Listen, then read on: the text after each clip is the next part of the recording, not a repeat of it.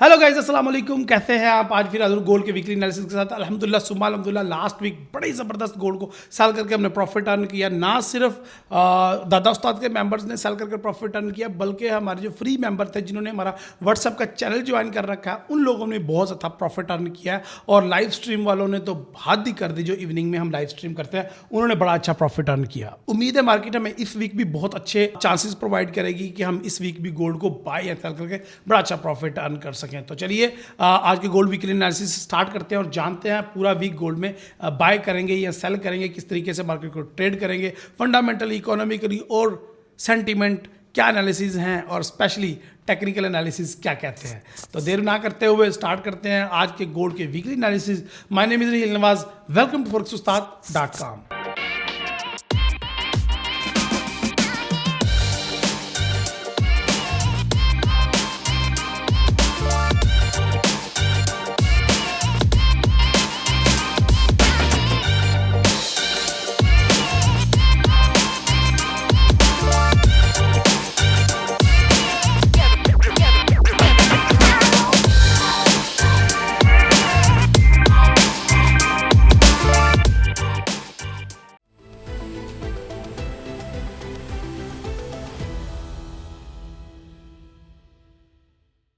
Okay guys, welcome to the screen. और सबसे पहले हम देख लेते हैं कि नेक्स्ट वीक में कौन कौन से इकोनॉमिकल कैलेंडर हैं। तो उसके लिए हम, आपको पता है, फॉरेक्स फैक्ट्री पे जाते होते हैं। तो सबसे पहले बैंक ऑफ जापान का गवर्नर है, वो बात करेगा मंडे को। इसके अलावा जीबीबी का और यूएस का बैंक हॉलीडे है, तो मंडे को तो ट्रेडिंग होने से रही। तो ये मेरे ख्याल से इनका कोई ऑब्जर्वेशन डे है, मेमोरियल डे है, जिसकी वजह से बैंक हॉलीडे है। एनीहो, अब बात करेंगे हम ट्यूसडे की। तो ट्यूसडे 28 मई 2024 को अगर हम देखें तो सीबी कंज्यूमर कॉन्फ्रेंस एक अच्छी न्यूज़ है, रेड न्यूज़ है। और इसके अलावा अगर बात करें एफओएमसी का, कि दो मेंबर भी बात करेंगे, तो ये न्यूज़ हैं। अगर बात करें बुध वाले दिन की, जो कि हमारा सबसे ज़्यादा स्ट्रॉन्ग डे होता है, उस दिन भी कोई ख़ास न्यूज़ नहीं नज़र आ रही यूएस के हवाले से। एक दो एफओएमसी के मेंबर बात करेंगे और साथ में एक छोटी सी न्यूज़ भी है, मीडियम इम्पैक्ट। अगर जुमेरात की बात की जाए तो जुमेरात को अनएम्प्लॉयमेंट क्लेम होता है। इसके अलावा यूएसडी की कुछ एक दो और न्यूज़ हैं। जीडीपी क्वार्टर बाय क्वार्टर है, पेंडिंग होम सेल्स हैं। ये रेड न्यूज़ है भाई इस दफ़ा, ये एक अब नॉर्मल बात है। खैर, एफओएमसी का भी मेंबर वैल्यूम बात करेंगे, क्रूड ऑयल इन्वेंट्री और नेचुरल गैस की इन्वेंट्रीज भी शामिल हैं। इसके बाद फ्राइडे की बात की जाए तो फ्राइडे वाले दिन core PCE price index month by month and Chicago PMI और एफओएमसी की एक दो मेंबर बात करेंगे। ये थी इस वीक की ताज़ा तरीन आने वाली अपडेट्स। और क्योंकि मंथ का एंड है, मंथ का एंड हो रहा है 31 मई 2024 को, तो यानी कि ये जो वीक है बहुत ज़्यादा कमाल का होने वाला है, क्योंकि मंथली कैंडल भी क्लोज हो रही है, वीकली कैंडल भी क्लोज हो रही है और डेली की कैंडल तो क्लोज होनी ही होनी है। तो चलिए चलते हैं अपने स्क्रीन पे और देखते हैं कि डॉलर इंडेक्स के क्या क्या एनालिसिस रहेंगे।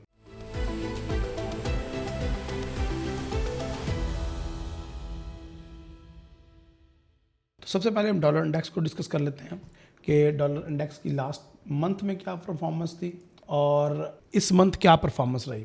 अच्छा जी, अगर लास्ट मंथ की बात की जाए, लास्ट मंथ अप्रैल का था, तो अप्रैल में मार्केट मारोबूजो बुलिश कैंडल बनाई। अब मेरा पॉइंट ऑफ व्यू ये है, जो मैं आपके सामने रखना चाह रहा हूँ, अगर ये कैंडल ऐसा ही मारोबूजो बेरिश क्लोज हो जाती है तो इट्स अ बिग अपसेट।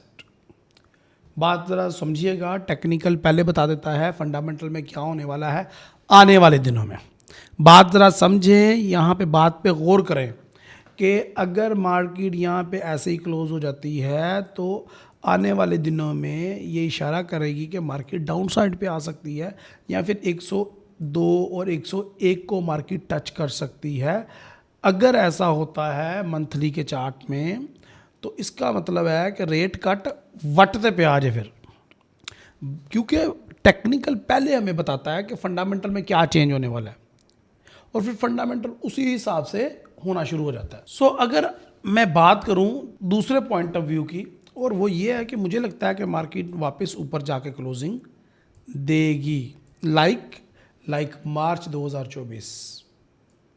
तो ये वाली कैंडल यहाँ पे रिपीट होने जा रही है और मार्केट वापस ऊपर जाके बुलिश क्लोज दे या अगर रेड भी क्लोज देती है तो नीचे डोजी बहुत बड़ी होगी, तो फिर हमें नज़र आएगा कि रेट हाइक होनी चाहिए और फिर मार्केट अप साइड पे मज़ीद मूव करेगी और हो सकता है कि मार्केट 108 को भी टच कर ले, 110 को भी टच कर ले आने वाले कुछ मंथ्स में। अगर ऐसा होता है तो ये बड़ी अच्छी बात है, हम यही चाहते हैं, स्पेशली मैं ये चाहता हूँ कि डॉलर इंडेक्स अभी मजबूत रहे और अभी मज़ीद अपसाइड पे ट्रैवल करे, ताकि मुझे गोल्ड को सही मानों में ज़्यादा से ज़्यादा सेल साइड मूव अर्न करने का मौका मिले और मैं गोल्ड को अच्छे लेवल से बाय कर सकूं, लेकिन अभी नहीं।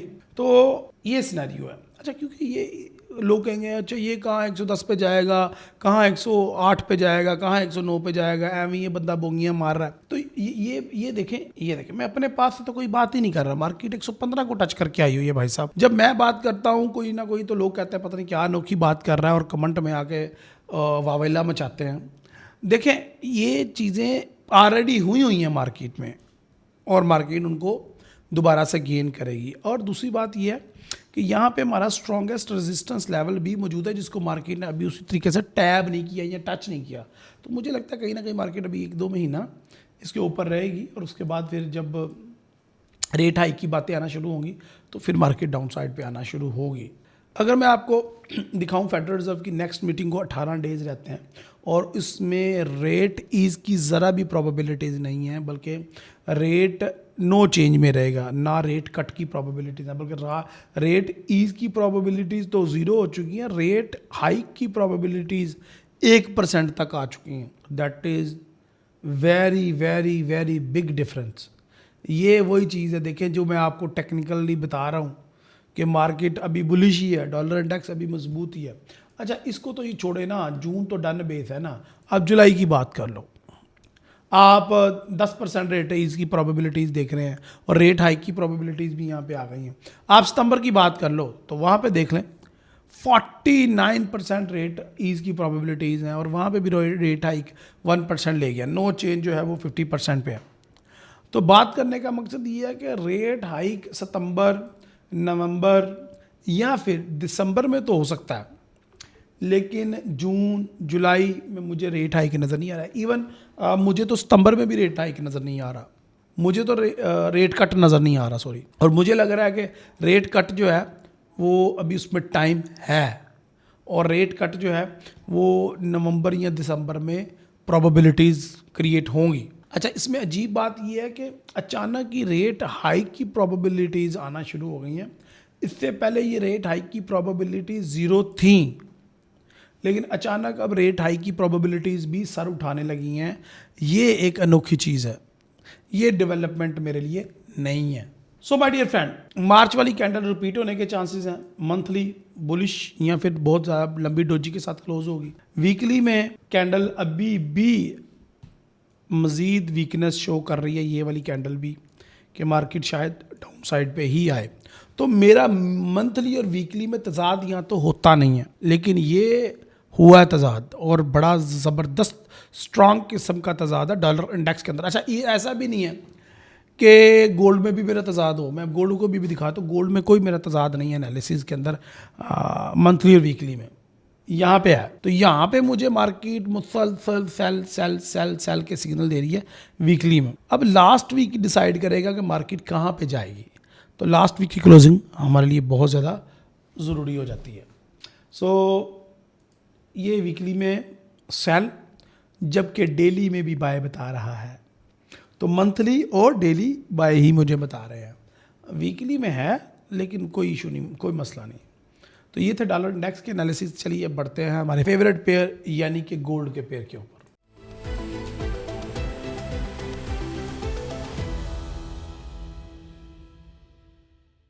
गोल्ड के भी हम अल्हम्दुलिल्लाह सुम्मा अल्हम्दुलिल्लाह मंथली से स्टार्ट करेंगे एनालिसिस। और मुझे हंसी इसलिए आ रही है कि यहाँ पे देखें लास्ट वीक ही आपको बोला था कि मार्केट जितना ऊपर जा रही है विक बनाएगी, नीचे आ जाएगी। पिछले 3 वीक की गोल्ड वीकली एनालिसिस निकाल के देख लो आप, अल्हम्दुलिल्लाह सुम्मा अल्हम्दुलिल्लाह। इवन जब महीना स्टार्ट होने वाला था तब भी आपको बता दिया था कि मई के स्टार्ट में कि ये मार्केट यहाँ से शुरू हुई है, ये ऊपर जाएगी, ऑल टाइम हाई ब्रेक करेगी और नीचे आके क्लोजिंग देगी। और एग्जैक्टली लास्ट वीक भी आपको ये बोला था जब 11 दिन रह गए थे या 14 दिन रह गए थे मार्केट क्लोज होने में। तो अब ये देखें आपके अल्हम्दुलिल्लाह सुब्हान अल्हम्दुलिल्लाह मार्केट क्लोज होने में 6 दिन रह गए हैं और 5 ट्रेडिंग डेज होते हैं। कल मार्केट ओपन हो जाएगी तो 5 ट्रेडिंग डेज रहते हैं। सो अभी भी गोल्ड मज़ीद नीचे गिर सकता है मंथली चार्ट में। अच्छा, क्या देखते हैं क्या वीकली एनालिसिस और मंथली एनालिसिस मेरे सेम है गोल्ड में? यस, मंथली में और वीकली में सेम है। मुझे वीकली में भी सेल साइड पे ही सिग्नल मिले थे। अच्छा, ये जो मार्केट ऊपर गई थी ना यहाँ से, ये भी बरक्स गई थी, लेकिन अच्छा हुआ गई ऊपर मार्केट। ये देखिए, ये इसको ये भी नहीं जाना चाहिए था, लेकिन ये डबल टॉप पैटर्न क्रिएट करने के लिए गई थी। मैंने आपको ऑलरेडी बता दिया था कि यहाँ पे डबल टॉप पैटर्न बनेगा और उसकी मदद से आप कॉन्फिडेंटली सेल कर पाओगे। अच्छा, हमारा कॉन्फिडेंस कैसे इंक्रीज होता है?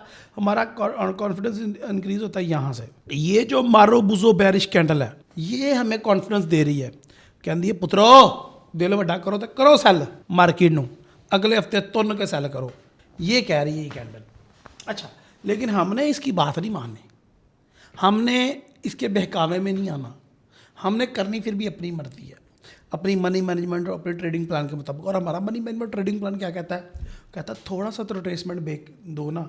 अच्छा, वीकली के अंदर अगर मैं बात करूँ ट्रेसमेंट की, तो वो यहाँ पे 2365 एक ऐसा लेवल हो सकता है जिसको निक लाइन बोला जा सकता है, या 2360 को लेवल बोला जा सकता है निक लाइन का। तो 2360 के ऊपर हम अपनी निक लाइन डिसाइड कर लेते हैं। अभी 2334 पे है, तो हम मार्केट से वही चाहेंगे कि वो मज़ीद $30 अपसाइड पे मूव करे और वहाँ से हम इसको सेल करें। और अगर मैं डेली की बात करूँ तो डेली में तो क्या डेला बना है भाई साहब, क्या बात है। ये देखो, सेम पैटर्न रिपीट हो रहा है डेली में, और हायर हाई मार्केट ने बनाया है, और उसके बाद अब मार्केट हायर लो देगी। हायर लो क्या होता है? एक हाई मार्केट ने क्रिएट कर लिया ये वाला, तो इसको हमने नाम दे दिया हाई का, ठीक है। अब ये एक मार्केट ने लो बनाया है, तो इसको हम नाम देंगे हायर लो, HL। अब उसके बाद मार्केट अगेन अपसाइड पे गई, तो ये हायर हाई बनाया मार्केट ने, पिछला हाई प्लस अगला हाई, तो ये हो जाता है डबल H, तो ये हो गया हायर हाई। अब मार्केट हायर लो बनाएगी, तो हायर लो अगर तो मार्केट पिछले लो को ब्रेक ना करे और ऊपर वापस चली जाए, तो ये हायर लो बन जाएगा और बाय ट्रेंड कंटिन्यू रहेगा, जिसकी चांसेस इस वीक या इस मंथ तो कोई नहीं है। लेकिन अगर मार्केट ने ऐसा ना किया और मार्केट हाई बनाने की बजाय अब मार्केट लोअर लो बना जाती है, यानी कि मार्केट एक और लो बनाती है और पुराने लो को ब्रेक करती है, as per my analysis market को करना चाहिए, तो फिर ये एक दोबारा से हायर लो कह रहे हैं, लोअर लो कह लें, फिर लोअर लो वाली कंडीशन स्टार्ट हो जाएगी। ये पहला एल आ जाएगा, फिर उसके बाद मार्केट की ये नेक लाइन यही रहेगी हमारी, और फिर उसके बाद मार्केट जब इस लो को ब्रेक करके एक नया लो बनाएगी, तो फिर उसको बोलेंगे हम लोअर लो। सो फिर एक ट्रेंड चेंज हो जाएगा, और इसको हम हेल्डर शोल्डर पैटर्न भी बोलते हैं।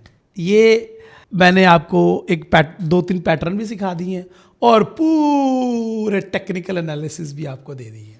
ये ले, गिफ्ट है, और ये सिर्फ एक चीज़ है, इस तरह की दर्जनों चीज़ें मैंने आपको देनी है। हमारी वर्कशॉप जो हो रही है, फिज़िकल वर्कशॉप, उसके अंदर हमारे 4 स्पीकर्स हैं, और उन 4 स्पीकर्स ने जितना आपको पढ़ाना है, यानी कि हर एक स्पीकर का 45 मिनट टाइम है, अकेले मैंने 2 घंटे आपको पढ़ाना है, मेरे 2 से 3 लेक्चर हैं। सो माय डियर फ्रेंड, वहाँ पे मैं आपको टेक्निकल एनालिसिस की ऐसी ऐसी कुंजियाँ दूंगा, ऐसे ऐसे ट्रिक्स बताऊंगा, ऐसे ऐसे राज बताऊंगा कि आप भी मेरी तरह एक प्रो लेवल टेक्निकल एनालिस्ट बन जाओगे। इसका मतलब ये नहीं है कि टेक्निकल एनालिस्ट बन गए तो कामयाब हो जाएंगे, फिर भी money management, risk reward, trading psychology वो सीखनी पड़ेगी, और वो हमारे मेंटर आपको सिखाएंगे गुजरावाला में 1 डे ट्रेडिंग वर्कशॉप में। सो ये कितना खूबसूरत पैटर्न बन गया है, कितना खूबसूरत पैटर्न बन गया है। इसको आप वैसे HL का भी नाम दे सकते हो। और इसी तरीके से टेक्निकल की मार्केट काम करती है। ये लेफ्ट शोल्डर हो जाएगा, ये वाला लेफ्ट शोल्डर, और ये हमारा राइट शोल्डर बनना चाहिए। ये बनेगा मंडे को तो मार्केट क्लोज रहेगी, तो ये ट्यूसडे या वेडनेसडे को बनने के चांसेस हैं। तो ये राइट शोल्डर बन जाएगा, तो ये हमारा आ जाएगा हेड, डबल एच जिसको नाम दिया हुआ है हमने। और जनाब ये पैटर्न हमारा अगर कामयाब होता है, हम मज़ीद कॉन्फिडेंटली मार्केट को सेल कर पाएंगे। और देखें कितनी खूबसूरत ड्राइंग की है कि ये देखो, ये एक जंक नज़र आ रहा है आपको, यही सेम जंक यहाँ पे बनेगा जब अगेन हमारा हायर लो बनेगा। चीज़ें उतनी आइडियल मूव नहीं करती जितना आप सोचते हो।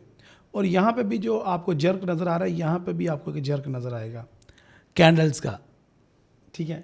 हालांकि ये डेली चार्ट है, इतनी आसानी से और इतनी जल्दी जल्दी चीज़ें नहीं होती, लेकिन इस एनालिसिस के मुताबिक हम 2050 को टारगेट कर रहे हैं। अच्छा, लास्ट वीकली एनालिसिस में और उससे पिछली वीकली एनालिसिस में जब मैं गोल्ड को क्लियरली बोल रहा था gold ready to crash, gold lower lows बनाएगा, लो सेल कर लो, लोग मजाक उड़ा रहे थे कि यार गोल्ड भी नीचे आएगा, गोल्ड तो अब ऊपर ही जाएगा। देख लें, गोल्ड अब अल्हम्दुलिल्लाह सुम्मा अल्हम्दुलिल्लाह लोअर लोज बना रहा है।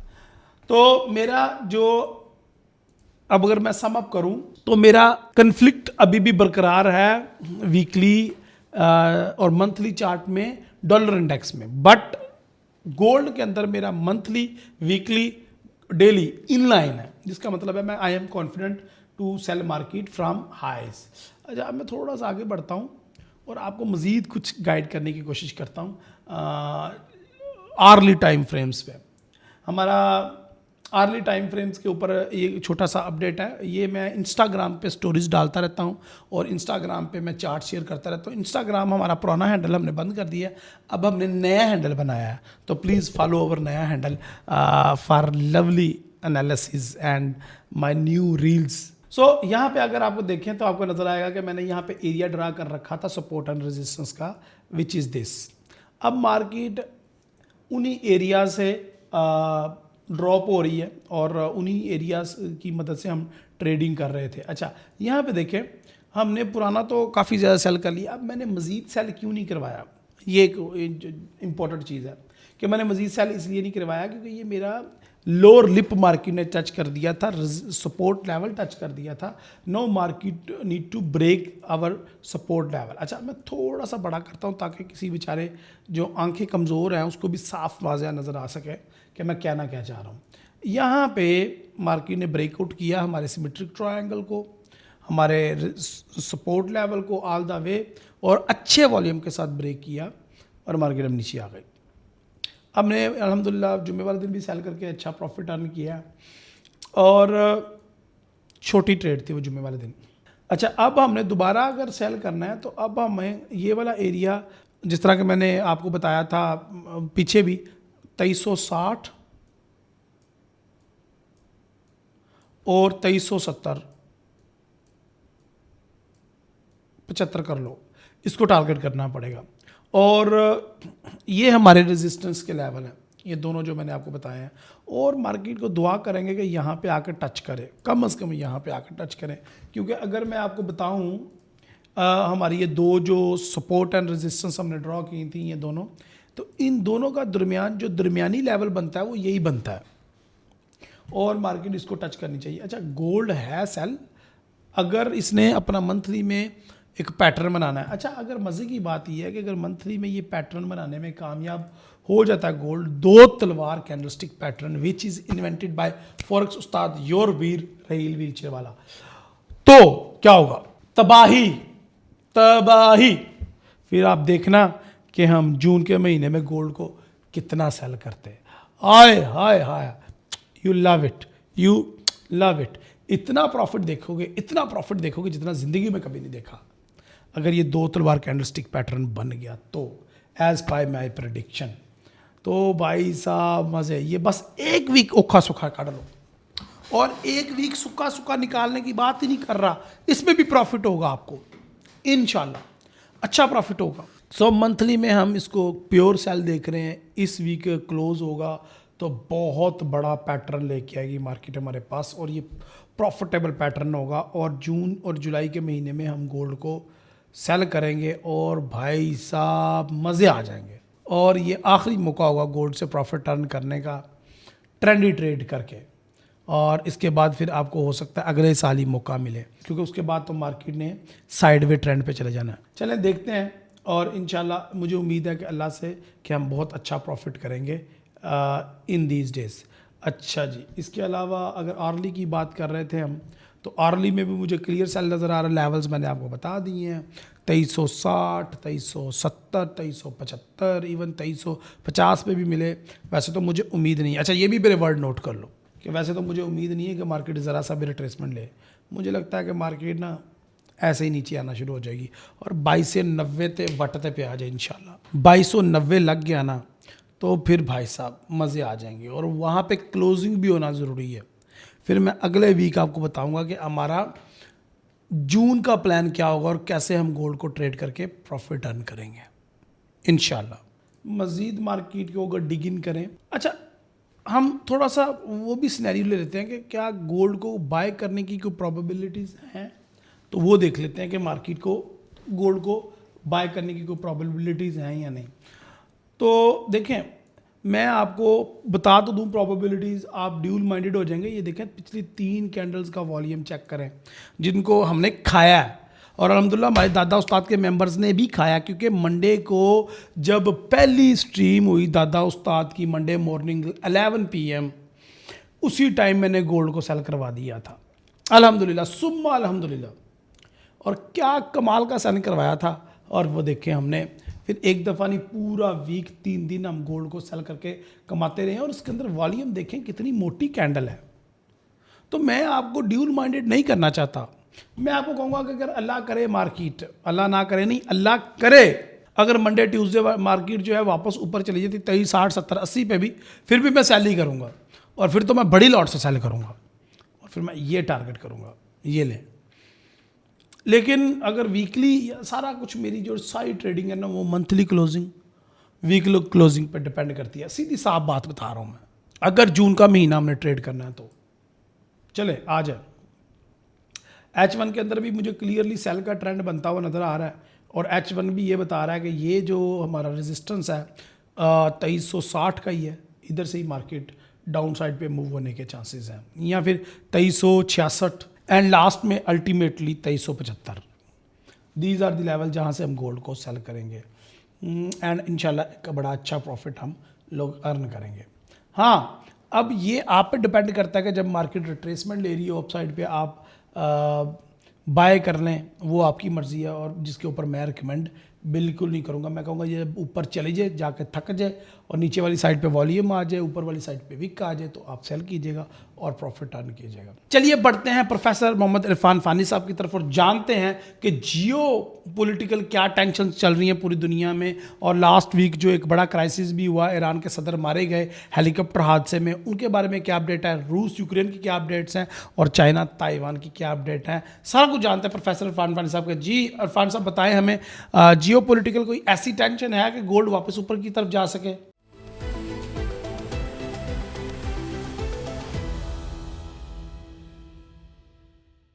forex-ustad.com। आइए नजर डालते हैं गुज़िश्ता हफ्ते की अहम जियोपॉलिटिकल और फंडामेंटल न्यूज पर। गुज़िश्ता हफ्ते शुमाली आज़रबाईजान में ईरानी सदर इब्राहिम रईसी के त्यारे को हादसा। ईरानी सदर इब्राहिम रईसी वजीर खारजा समेत जामे शहादत नोश कर गए। अल जजीरा टीवी के मुताबिक हादसे के पीछे मोसाद का हाथ हो सकता है। हादसे के पीछे यूक्रेन को मुलव्वस होने के इम्कान को रद्द नहीं किया जा सकता।